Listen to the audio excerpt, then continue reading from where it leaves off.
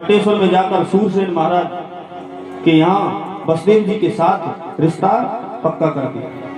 मन में सोचता है समाज में बहन का विवाह करूंगा, कन्यादान करूंगा तो समाज में नाम होगा, अपने हाथों से करूंगा। सुखदेव जी कहते हैं विवाह की तिथि निश्चित हुई, बारात आई, बड़ा स्वागत किया, अपनी बहन का विवाह अपने हाथों से कन्यादान किया। विवाह हो गया संपन्न, विदाई का समय आया, सेवकों से कह दिया कोई रथ नहीं चलाएगा, मैं अपनी बहन को अपने साथ छोड़ने ले जाऊंगा, अपने हाथों से रथ को चला जाऊंगा। देवताओं को किसी की खुशी अच्छी नहीं लगती, किसी को अच्छे कर्म करने ही नहीं देते। कोई तपस्या करता है तो इंद्र विघ्न डालता है ना। आज मन में सोचते हैं देवता इसके मन में दया जागी और ये अच्छे कर्म करने लगा तो परमात्मा उतनी ही देर करेंगे आने में। देवताओं से नहीं रहा गया, आकाशवाणी से आवाज कर दी, ओ कंस कंस मत फूल कंस, ये फूल तेरा कुमलाएगा। ये कंस, जिस बहन को हंसी खुशी के साथ विदा कर रहे हो ना, बड़े खुश हो, हे कंस कंस मत फूल कंस, ये फूल तेरा कुमलाएगा। इसके 8वें गर्भ वाला तुझको धूल में मिलाए। बोले बहुत खुश है ना, इसी के 8वें गर्भ से जो बालक उत्पन्न होगा, 8वां गर्भ तुझे धूल में मिला देगा। बालक बालकी की चर्चा नहीं है कथा में, इसके 8वें गर्भ वाला कोई भी हो। सुखदेव भगवान कहते हैं राजन परीक्षित, जैसे ही सुना कंस ने, गोस्वामी तुलसीदास जी लिखते हैं दुष्ट भी सुधर जाते हैं, थोड़ी देर के लिए धर्मात्मा बन जाते हैं, कब अच्छा संग मिल जाता है तो।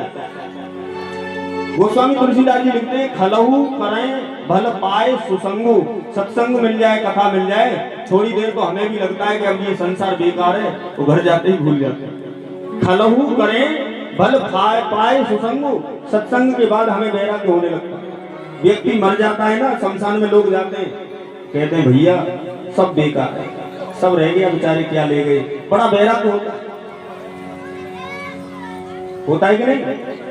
बोले भैया सच्चाई यही है, सबको जाना है। सब ऐसी ऐसी बातें करते हैं, ये मानो ये सब बड़े विद्वान हैं, अब तो ये घर में जाकर कुछ करेंगे ही नहीं सिवाय भजन के।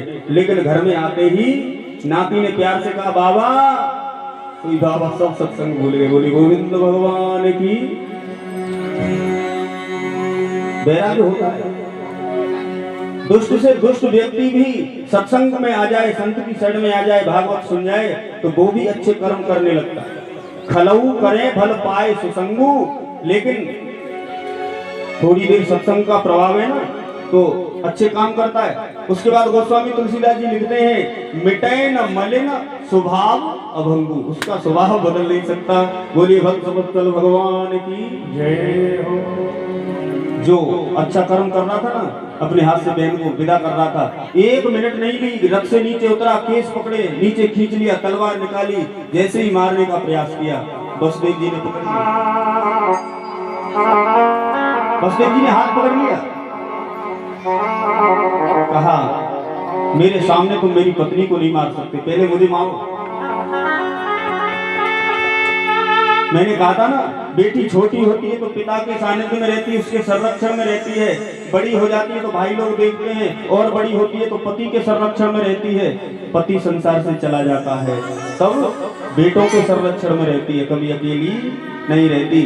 कह दिया ये मेरी पत्नी है, मैं अपने सामने नहीं मरने दूंगा, पहले मुझे मारो। बोले तुम्हारा कोई दोष नहीं है, तुम्हें क्यों मारूं, तुम मेरे मित्र हो, मैं नहीं मारूंगा। बोले तुम मेरे सामने पत्नी को नहीं मार।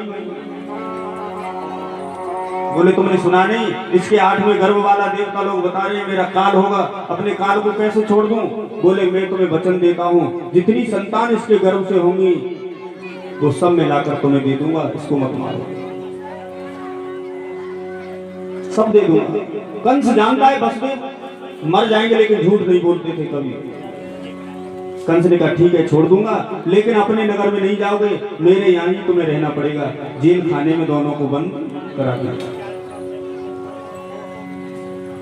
सुखदेव भगवान कहते हैं राजन परीक्षित, धीरे धीरे समय व्यतीत हुआ, एक बालक हुआ, वसुदेव जी ने ले जाकर के दिया, बोले ले जाओ, इससे मेरा कोई बैर भाव नहीं है, 8वें वाला ले आना, जब 8वां हो तब लौटा दिया। नारद जी ने मन में विचार किया, इसके हृदय में दया जागेगी, इसका भाव बदलेगा, उतनी देर में परमात्मा आएंगे। क्या करें, नारद जी पहुंच गए। मैंने बताया था कि नारद जी हर जगह जाते हैं, ये चारों सभी दिशाओं में घूमते हैं, सभी लोकों में घूमते हैं, हर जगह स्वागत सम्मान बराबर होता है, चाहे देवताओं की तरफ चले जाएं, चाहे देवताओं की तरफ चले जाएं, सब जगह स्वागत होता है। स्वागत किया कंस ने और कहा, कंस तुमने ये क्या कर दिया? बोले वसुदेव जी हमारे पास वो बालक लेके आए थे, लेकिन हमें